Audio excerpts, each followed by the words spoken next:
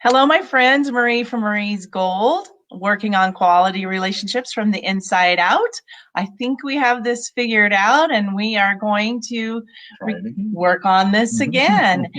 Today we are talking about how to talk with your partner, and I'm also going to audio record it just real quick in case, because we had such a good audio earlier that we did super well. We'll try to do that again. We'll do that again for you.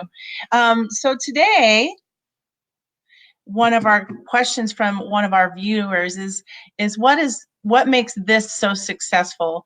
About a year ago, I was at a wedding and they said, well, you look like you were just newly married, that you're a newlywed. You act like you're a newlywed. And it's because of the way that I talk to Joe and I talk about him with my friends and two people that I know, because it's a very important part of my relationship.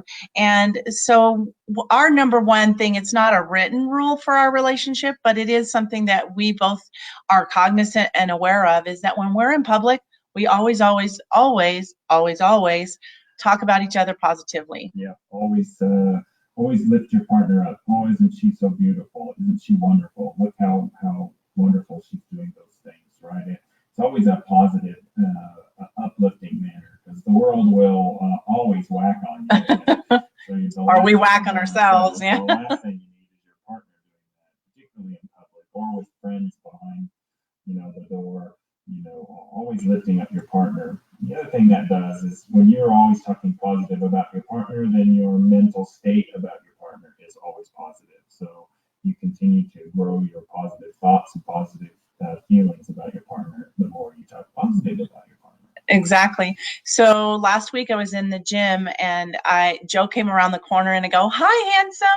And there was someone that didn't see me but heard me say that. And he began to lift up his shoulders and he felt like that I was talking to him. So even the people around you will change and lift themselves up because they hear that. And so then you and your relationship become almost a role model for other people to listen to look up to.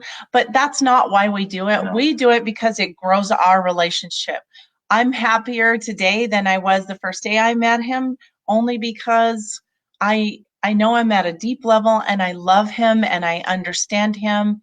And so I only talk positive about him. Yeah.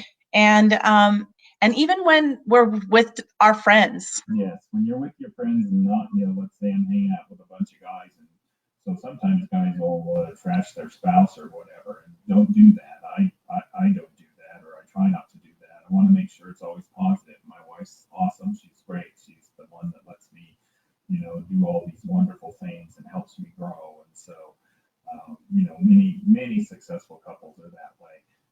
My brother-in-law and sister, they're always uplifting, even when they're not together. So those are the types of relationships that you see and follow and you want to be a part of. And so that's the same with us. I know you should actually try it. Just say hi, handsome, or hello, beautiful to someone and see what happens. Now, it doesn't mean we don't have those very important conversations, because we do. It's just that we take them, and to a private level. And even then we talk nicely to each other. We ask for what we want. We say how we're feeling. We sometimes do something that's called a preframe. When we know it's going to be a hard conversation, we kind of let them know that this is a difficult conversation for me to have, but I know that it's really important for me to have it. And we have that conversation. Now, if we're angry or upset, which is a natural human emotion, we will take time out, which we talked about, I think a week ago or so, is if we're feeling those more negative emotions, then we take some time out, and we call it cave time. And it doesn't mean we're not going to have the conversation. It just means not right now while we're in this heated moment, or because nothing good comes from that negative thing. My granddaughter said yesterday, well, whatever I put out that's negative, the negative comes back to me. And the same way with positive. So if at a young age these kids can figure it out, we can too. It's just whatever we put out there comes back to us. And so our relationship feels newer because we constantly nurture it and feed it and give it something new. It's always nice when, and it's something you work at, right? Even though you have to change your thought processes through the day. Maybe you're in a negative space on your way home. Stop, change your space, and then walk into the house. There's also virtual or verbal clues that you can give yourself when you walk in the door. Say something that is always positive, and then it becomes a ritual that you say this positive thing, and it will change your frame of mind when you walk in the door. Well, honestly, that's a neuro-linguistic programming thing. Is how you're holding yourself, what you're saying. That is one thing our body already knows. So if my shoulders are back and my head's lifted up, I can't help but feel a lot more positive when I came in the door. And Joe does have that ritual that says, "Honey, I'm home." And it's kind of cool. It alerts me that he's here, and it changes all of us. So it does nurture us. We're not perfect, but by no means. But it is a strategy. Knockdown drag-outs, but no good conversation starts with you. So we are like every other married couple where we fight and we discuss things deeply. But in the end, it's always in a respectful manner. So I'm going to go back on the knockdown drag out, because that's not what you think as far as like, no, we're not. To us, a knockdown drag out is sitting on the couch and having a conversation. But we do have them. I mean, it's important to have those crucial conversations. So we don't avoid those conversations. But if we are not in the right space and we're not feeling kind and respectful, we wait until we are.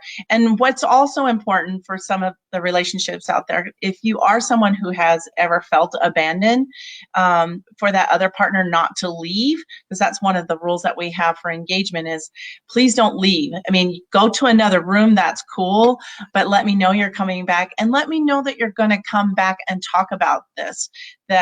That helps me feel safe and secure in the relationship, and allows us to know that this issue will be resolved. And that's a really safe feeling, for me at least.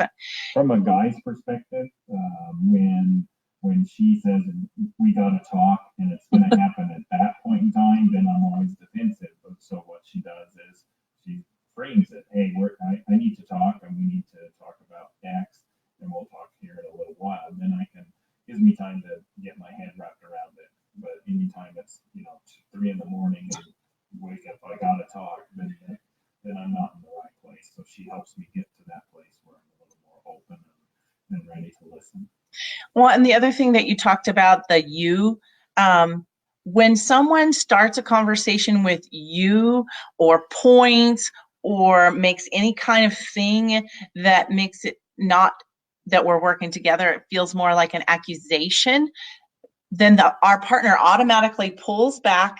They're not leaned in to have a conversation. They're pulled back and they're ready to fight. It's like a defensive mechanism. It's an automatic, it's a definite automatic human thing that happens. And it doesn't mean that we never get angry or that we never get upset, because that's a human thing. We feel it, we understand it, and then we let it pass through us. It's not something that we allow to stay in our body. And that's something that's really important. Find someone to talk to. Don't keep it inside. Don't shove it down, because that's just as unhealthy as anger that's burst out loud. And it's okay to have a counselor. Yeah, I mean, counselor, they got tools. Yes, they have tools to help you work through your issues. And that's the part, is that the only thing that I can control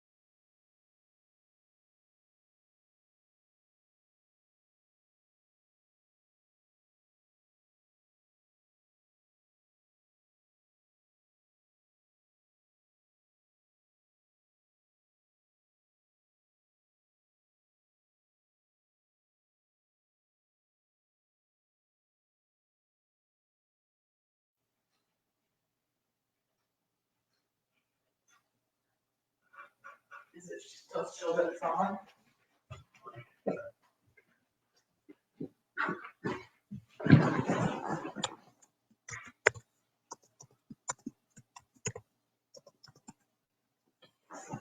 It's still showing.